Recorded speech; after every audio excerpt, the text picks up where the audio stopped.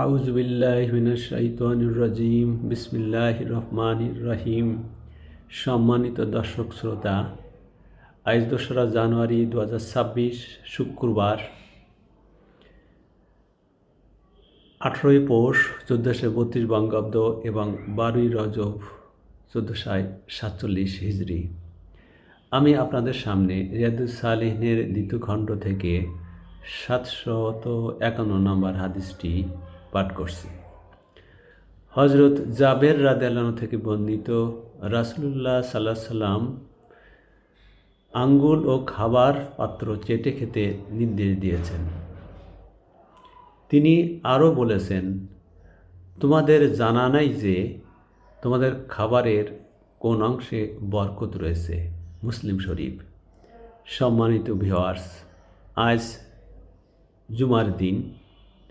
আল্লাহ পাক আমাদেরকে জুমার হক আদায় করার তৌফিক দিন এবং যে হাদিসটি আমি আপনাদের সামনে পাঠ করলাম, এই হাদিস অনুসারে আমল করার তৌফিক দান করুন, আমিন।